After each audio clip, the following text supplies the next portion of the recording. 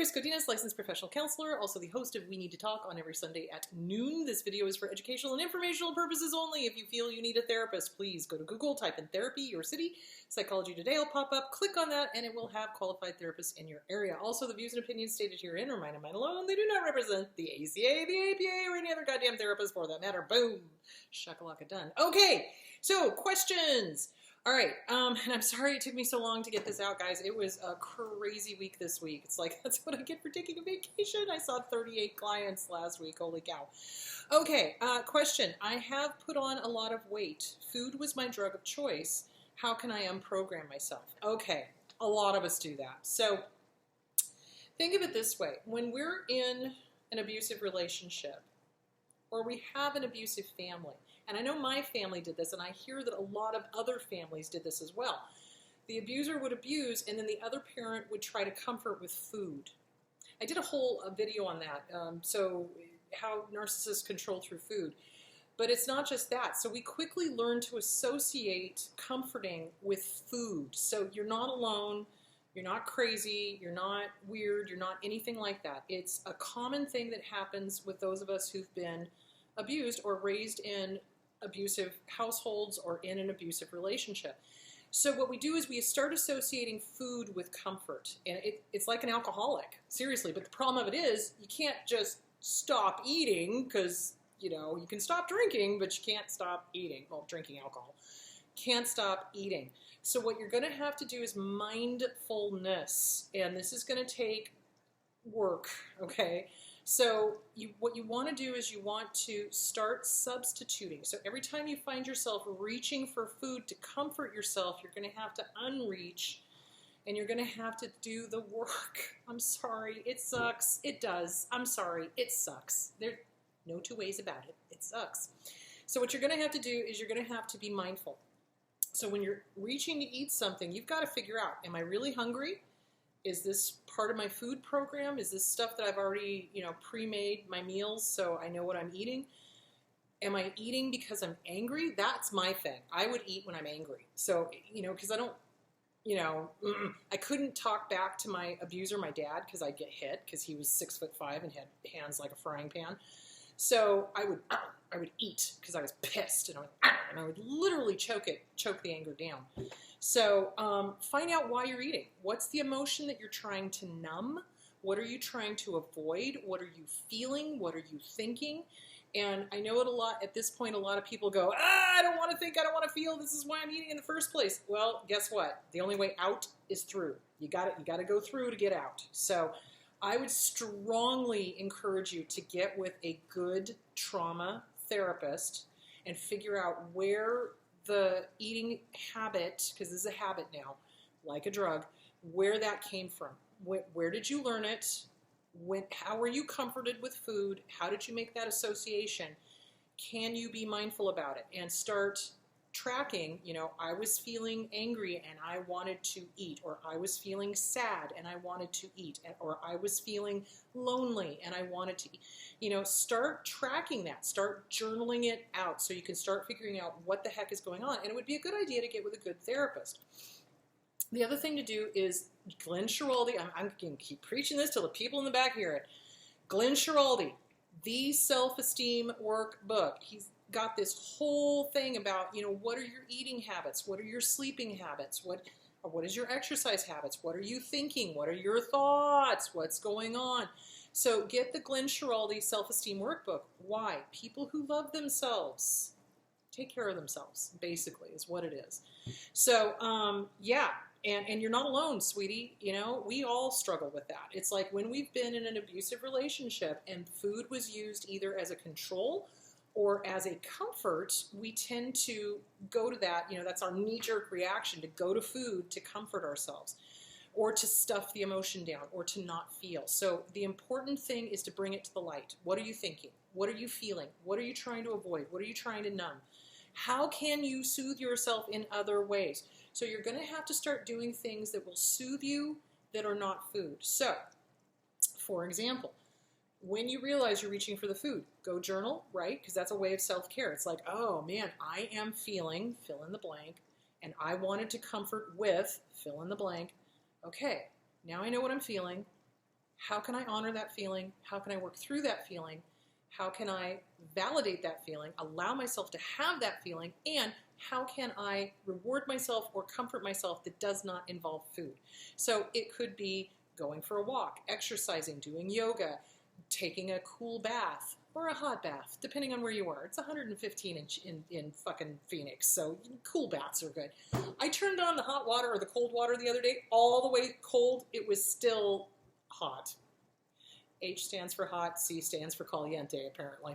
Anyway, so you want to do things that are soothing or comforting to you that do not involve food, that do not involve shopping. So be very careful of substitution, and I tell this to my drug addicts all the time. They will substitute one drug for another, right? And you don't want to do that either. So you don't want to substitute eating with, say, retail therapy, right? Because you're going to end up broke, and you don't want that either. So you want to substitute it with something that's really honestly going to help you. Yoga, meditation, taking a cool shower, taking care of your feet, giving yourself a pedicure. And guys can do that too. I don't know why guys think that they can't give themselves manicures and pedicures. You can. You absolutely can. And it's important to take care of your body. And we tend to ignore our bodies because of the abuse or because of the shame that we've gotten about our bodies or about our eating. And this is like, maybe I should do a whole thing on this, because we get this, and people have mentioned this before, is that I'm ashamed of eating in front of other people. Why? Well, because if we sat at a dinner table and we had somebody commenting on everything that we put in our mouths, or commenting on our bodies, or commenting on our weight, yeah, that's going to make us self-conscious eating in front of other people. You betcha. So it's really important to understand you're not alone. This is a common issue amongst survivors, that we have issues with food, and we have issues with eating in front of other people, or eating by ourselves, or whatever. So journal. Journal, journal, journal, journal. Mindfulness. Why are you doing this? What emotion are you trying to avoid? What are you thinking? What are you feeling? What are the thoughts, right? Thoughts and emotions cause actions, right? So you want to figure out what those thoughts and emotions are, and you want to stop yourself and go, oh, wait a minute, I'm feeling something other than hunger. What am I feeling? Oh, I'm sad, or I'm angry, or I'm this or that. And then you journal it out, and then you work it through, and then you give yourself a reward that does not involve food. So get with a good trauma therapist. That would be really a good start. The Self-Esteem Workbook by Glenn Schiraldi. Start working it. It really is good. And I've had to tell my clients over and over and over again this week, you can't just read the books. You have to actually do the stuff in them. Do the action. You can read it and read it and read it. And I'm going to say it again. It's like the chocolate cake analogy. It's like, when somebody in AA is not doing what they're supposed to, okay, here's a recipe book. Read me the chocolate cake recipe. Great. Okay, read it again. Okay, great. Hand me a piece of chocolate cake. Well, I can't do that. I didn't actually bake the cake. Exactly. So you've got to do the action. Yes, it's great to read. It's fabulous, but you've got to follow through with action in order for it to stick. And that goes with any therapy. That goes with working the workbooks, that goes with, doing the talk therapy. You've got to then follow that through and keep that momentum going on your own, because therapists cannot go home with you. So you've got to do that on your own, and I know you can. So there we go. All right, I hope that answered the question. So yeah, you're not alone. It's a common issue. Journal, get with a good therapist, do the Self-Esteem Workbook by Glenn Schiraldi. Okay, why can't I move on from the narc? I constantly feel guilty for the times I was calling him names. I was lashing out when my feelings were really hurt by him. Was that reactive abuse on my side? Yes. Why can't you get over the narc? So this is a two-part question. So we have a harder time getting over the narcissist or the abuser, whether that's malignant borderline or malignant narcissism, because they do the I love you, I love you, I love you, I hate you, I hate you, I hate you, I love, hate, love, hate, love, hate, love, hate.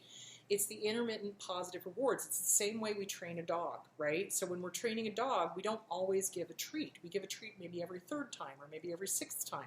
And then eventually the dog will just sit when you give the hand motion, right? Because they're hoping for a reward. It's the same thing. So when they're loving and kind and love bombing and everything's great, it's wonderful, but then they're horrible, and that whole time that they're horrible, we're like, where did they go? I want them to come back. Where's that love person? Where's that person who loves me? Oh, great. Oh, they're here. They're back. This is wonderful. Oh, no, they're gone again. Oh, my gosh. Da, da, da.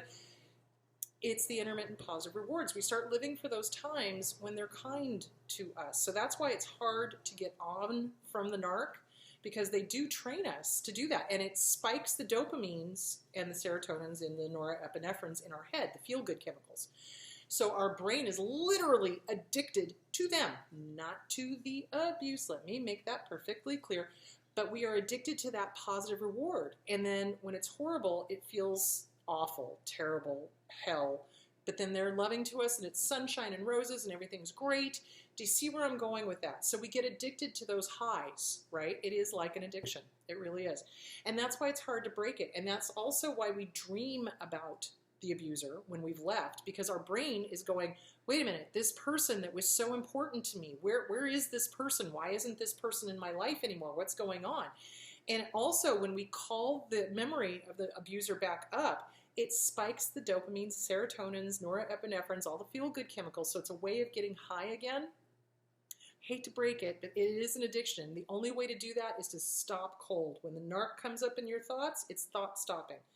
Oh, yeah, I see you, abuser, and I am not going to go down the primrose path of remembering all the quote-unquote good times. Instead, I'm going to remember all the rotten fucking things you did to me, you son of a bitch, or daughter of a bitch, or whatever.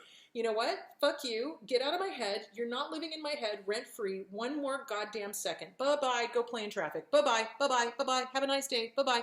Do you see where I'm going with that? So you don't want to resist the thought. You don't want to be like, oh my God, I'm thinking about my abuser. I don't want to think about him. I don't want to think about him. I don't want to think about him. Well, that's all you're going to think about. But you also don't want to be like, I remember the good times and all the fun times we had. No, you don't want to do that either. You want to acknowledge it. Yep, I'm thinking about him again. My brain is missing them. Yep, my addictive part of my brain definitely wants that spike. I am not going to invite you in for coffee because you will stay for dinner and you abused me and you did this to me and you did this to me and you did this to me. Go fuck yourself. Have a nice life. Bye-bye. And then send it along its way. Journal it out. Journal it out. Write out every rotten thing they ever did to you. Every rotten thing. The other thing you can do is you can write a go fuck you letter or a goodbye letter. I personally like the go fuck you letter. So you write the good, the bad, but you don't get stuck in the good. The good, the bad, the ugly, the horrific. At the very, very end, you take your power back. You're not living in my head one more second rent-free. Get the fuck out. You did this, you did this, you did this, you did this, you did this. I don't deserve that. I deserve better than that. Fuck you. Go to hell. Trot it out to the barbecue. Read it out loud once. Burn it. Let it go. So that's a process. We got to process these emotions. And it's hard because if you were raised by an abusive family, the abuser will tell you you can't get mad at them. My dad did that all the time. He was like, you can't get, I'll give you something to be mad about. And then I would end up on the other side of the room going, hey, what just happened? Because he would hit me. So, yeah. Anyway, so there's that. Now, reactive abuse. Let's talk about that. Apparently, Johnny Depp, Amber Heard. So at first everybody thought Johnny Depp was the abuser, but it turns out Amber Heard was, because it was reactive abuse. So in other words, what ends up happening is the narcissist wants us to become them. They are heinous, reprehensible POSs, and they want everyone to mirror them, and they want to be justified in their behavior. So what they do is they poke and poke and poke and poke and poke and poke and poke and poke and poke and poke and poke and poke until the person just can't take it anymore and they lash out and they behave just like the abuser. And then the abuser gets to sit there and go, oh, you're abusive. You hurt me. You did, you guns, you. One finger pointing out, three pointing right back at the person. So they project, they do all of this, and they do it on purpose because they want to take somebody who is kind and wonderful and happy and joyous and joie de vivre and, loves to, laugh and everything. And they want to turn that person into them, which is a mirthless, unhappy, miserable, angry, mean, lying sack of shit, right? They want us to become them so that they're justified. So one thing I've heard from abusers a lot is, well, everybody behaves the way I do. No, motherfucker, they don't. Everybody lies. No, motherfucker, they don't. Everybody does X, Y, and Z. So it's what abusers do because they want you to be them to justify their own miserable existence. So Yes, reactive abuse happens. So if that is the case, you want to get the hell away from your abuser, right? You don't want to become them. And this happens to everybody that is in an abusive relationship. At some point or another, we will find ourselves acting just like the abuser. Why? It's called fleas. Picking up fleas. You lay down with dogs, you're going to pick up fleas. It's the old saying. So we pick up behaviors. We pick up behaviors all the time that remind us or are of our abuser, whether that was a romantic relationship or a friend relationship or a family relationship or a boss relationship. So we pick up behaviors. So what you want to do is you want to get with a good trauma therapist and you want to undo those fleas, and you got to catch yourself. As soon as you catch yourself doing something that reminds you of your abuser, you got to be like, oh, yeah, that reminds me of the abuse. This is how X used to deal with it. I'm not going to do that. So I choose to do something different. And then you do something different. So Radical Forgiveness by Colin Tipping, great book. Radical Acceptance by Tara Brock, also a great book. CPTSD From Surviving to Thriving by Pete Walker, excellent book. Get with a good trauma therapist. Start working on that, because that's not who you are. That is not who you are. But they love to, it's kind of like, okay, my nerd is going to come full out here. It's kind of like Saruman in Lord of the Rings, where he took the elves and he twisted them until they became the Uruk-hai. You know, he mutated them and twisted them until they became the Uruk-hai, this killing machine, this horrible, awful, abusive creature that was just meant to kill. That's what abusers want to do to their victims, to their targets. That's ultimately what they want. I was speaking with some people yesterday about how abusers ultimately want to kill the people around them. They may not have the actual conscious thought, I want this person dead, but subconsciously, they want the people around them dead. That's why they suggest harmful things to them. That's why they say horrible things like, why don't you just go kill yourself? Or why don't you just, oh, yeah, if somebody's a diabetic, they'll shove sugar at them. Or if somebody is morbidly obese, they'll shove pasta at them. Or if somebody's, you know, trying to stay clean and sober, oh, well, here, have a drink of beer, you know, that kind of thing. So they ultimately want people dead around them. So yeah, reactive abuse happens. When a person gets pushed to the limit, they lash out, but then they're told they're the abuser and they're horrible and they're awful and this, that, and the other thing. So yeah, there is such a thing as reactive abuse. Absolutely, that is not who you are. Get with a good trauma therapist. Work on those fleas. That is not who you are. Do not allow the abuser to make you into their image, because that's what they want. So yeah, get with a good therapist, hon. Okay, I can't afford therapy. Is there any way I can help myself when I split during a bad BPD episode? Okay, borderline personality disorder. So it's called splitting. So there's two. Okay, let me define this. So okay, in borderline personality disorder, it's all nothing, good, bad, black, white. That's called splitting. That's the clinical term. That's splitting. Another term for that, a more common vernacular, is when somebody splits, it's like they leave, they're gone, the rage has taken over, you know, whatever. So what I would suggest, if you cannot afford therapy, here are some great books on BPD. So one is called The Borderline Survival Guide by Chapman and Gratz. That's a really good book. You want to get a DBT workbook. Dialectic Behavioral Therapy workbook, and start working it. If you cannot afford therapy, do that. Read up everything you can, get the workbooks, get the DBT workbooks. There's a whole bunch of really good ones, guys. So just go on to Amazon, look up the books on DBT, Dialectic Behavioral Therapy, DBT workbooks. Read The Borderline Survival Guide by Chapman and Gratz. Start working the DBT workbook. It's going to give you some tools for how to start emotionally regulating. And that's what happens when someone has got BPD, which, okay, back it up, back it up, back it up. I'm going to have to do a whole one on BPD too, I think. Borderline personality disorder is born of trauma. It is born of trauma. It is. And people get maladaptive ways of dealing with stress, dealing with fear, dealing with trauma kind of thing. And so one of the things that happens is in borderline personality disorder, they have traits of all the major personality disorders, combined with bordering on psychotic thinking, which makes it very difficult to stay focused and stay clear. That's why when a borderline is really triggered and going off, they go into this rage, they go into word salad, they act kind of like a narcissist in a way, which can be very confusing for the people that love them.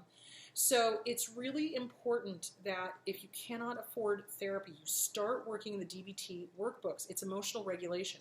So it's almost like, how do I explain this? It's when they get triggered and they go off into one of these psychotic rages or this psychotic thinking that doesn't even make sense, and they're making connections that are not even there.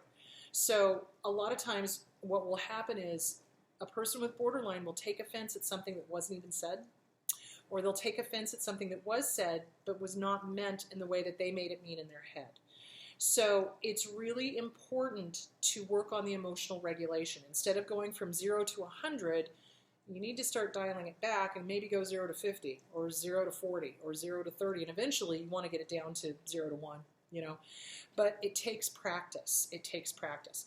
And one of the things, the heartbreaking things about borderline is they personalize everything. Everything is about them. Everything. Not everything good. So in other words, they're hyper vigilant. So PTSD, remember I said it's born of trauma. So they've got this maladaptive hypervigilance, and they're looking for insults. They're looking for things that are about them, and it's not. And sometimes they manufacture stuff that's not even there. That's where the psychotic thinking comes in. So with borderline, if you cannot get to a good trauma therapist, get a DBT, dialectic behavioral therapy workbook. Start working on that. Read the Borderline Survival Guide by Chapman and Gratz. Start journaling like crazy, and you're going to have to really work on, okay, I'm in a rage, I need to breathe. So breathing is going to be part of it, because remember, this is all a PTSD response, but just warped. Does that make sense? Because think about it. If we were in an abusive household and we had nobody there that could help us emotionally regulate, we never learn how to emotionally regulate. We never learn how to not have those thoughts that personalize everything, right? So what you're going to have to do is you're going to have to challenge those thoughts, but you're going to have to do it when you're not in the middle of a split or a rage or whatever. You're going to have to work on this outside of that, and that will give you the tools to be able to go, okay, wait a minute. Is this real? Is this not real? Is this really personal? Is this not personal? You know, let me just take a step back. So with borderline, the reason they fly into those rages is because they don't want to get hurt. And so they're trying to protect themselves, but they're doing it in all the wrong ways. So, yeah, I would say get the DBT workbook, get a book on DBT, get the Borderline Survival Guide by Chapman and Gratz. Super gentle with you. Super, super gentle with you. Can it be done without therapy? Yeah, it's going to make it harder, though, because you kind of have to be your own caller outer, if that makes sense. You have to call yourself out on the behavior, and you have to really work on the behavior. So you have to identify first, what is it that you want to not be doing? Okay, I don't want to be raging. Okay, what is anger? Let's take it back a step. What is anger? Anger is based in fear. Anger is based in fear. Show me somebody who's angry, I'll show you somebody who's terrified. So it's the fear of being hurt. So where's the fear? Where's the fear? That's the first thing you have to ask yourself. Where's the fear, or where is the hurt? And is the hurt real, or did we manufacture it in our own minds? And that's the thing that has to be clarified, because a lot of times with borderline, psychotic thinking makes us think that things are harmful or hurtful when in fact they are not. So, and that makes it difficult, because then we respond to everything as if it was harmful and hurtful. And that really pushes away everybody that we actually want to be in a relationship with, whether that's a family, a friend, a boss, romantic, etc. So journal. Get those books, start working them, save up your money. If you can, get into a good DBT program. If you can't, then do as much work on yourself as you possibly can. It's important for you to understand why. And the CPTSD workbook, okay? Listen to me now, believe me later. The reason you've got BPD is because it is based in trauma. Okay, you want to work on the original trauma. You want to work on that family of origin. You want to work on that original wound over here that created the maladaptive behavior that is now BPD. Does that make sense? So get the CPTSD from Surviving to Thriving by Pete Walker. Also get the Inner Child Workbook by Catherine Taylor. Now, here's the thing. This is going to trigger you like nobody's business, so go slow. Go super slow. And this is why it's important to have a therapist, because this is triggering. It is scary. We are confronting the original wound, and it's really going to bring up a lot of those thoughts that are, not clear thinking. So that's why having a therapist is good, because they can help you kind of stay on track. So when we get into that psychotic thinking, it literally is having to block off that maladaptive thought, and then they go this way, and then you have to block off that maladaptive thought, and then they go that way, and then you have to block off that maladaptive thought. And it's hard work. It is hard work. Is it impossible? No, you can do it, but it takes longer if you're doing it on your own. So just be aware of that. Also be aware that those books are going to trigger you. So it might make things worse before it makes things better, because you're going to have to start dealing with the thoughts, the feelings, the original abuse. Who taught you this in the first place? Who abandoned you? Who was the original abandonment person? Because that's what BPD is about. The fear of abandonment is huge. So you want to be very gentle with yourself. If you can, see if there's like support groups that you can, get some support while you're doing this, because you really don't want to be going it alone if you can help it. But if you cannot afford it, yes, there are books out there that you can read, but be aware, they are going to trigger you. It is going to be hard work. So self-care is going to need to be a priority. So that means stopping when you're overloaded, allowing yourself time, processing, drinking plenty of water, eating healthy food, getting exercise, etc., etc., etc. I hope that answered the question. How are we doing on time?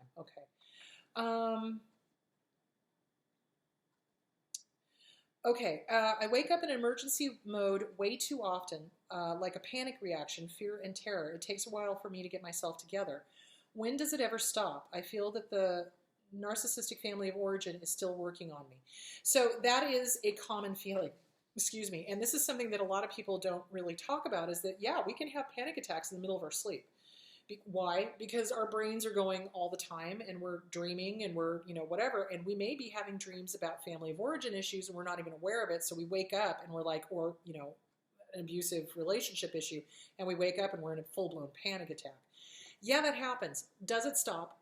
Yes, it does. It can get a lot less. It'll lessen as you work on the issue. If the family of origin is still an issue, if you're still around them, you may want to consider going no contact. The other thing you want to do, again, I'm going to be a broken record, get with a good trauma therapist. Start working on the family of origin issues. Get the CPTSD workbook. Get the Inner Child Workbook, the CPTSD from Surviving to Thriving by Pete Walker, Inner Child Workbook by Catherine Taylor, Self-Esteem Workbook by Glenn Schiraldi. Those are all going to be really good workbooks. Also, The Disease to Please by Harriet Breaker, which is on Audible, which I like because the reader for that is good. The one for the CPTSD book, oh my God, I want to throw a punch. Seriously? Just get the workbook. It's better. So it does take a while for it to stop, but you got to work on what's the trigger. What about the family of origin is working on you? What's going on? And are you still in contact with them? And get with a good trauma therapist. And it does get better. It really does.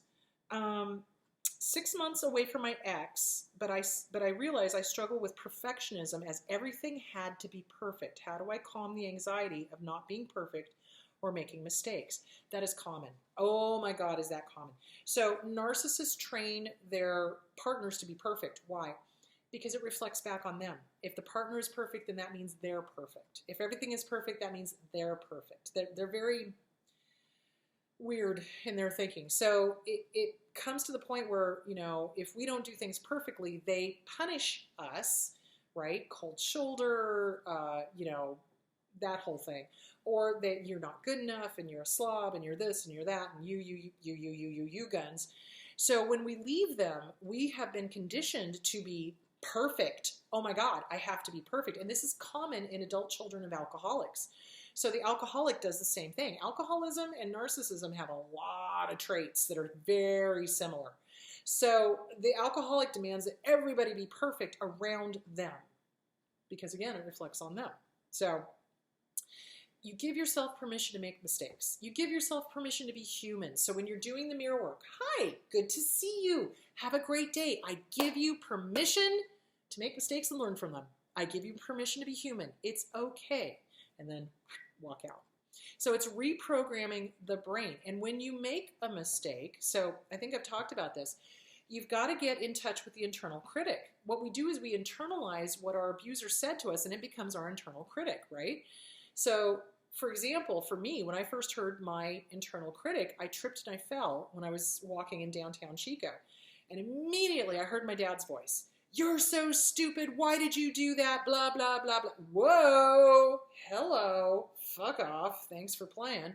So you've got to get in touch with what are you telling yourself? Are you being kind and gentle? Are you being a cheerleader? Or are you being this hypercritical, has to be perfect, don't you dare make a mistake, you're not good enough, what if, what if, what if?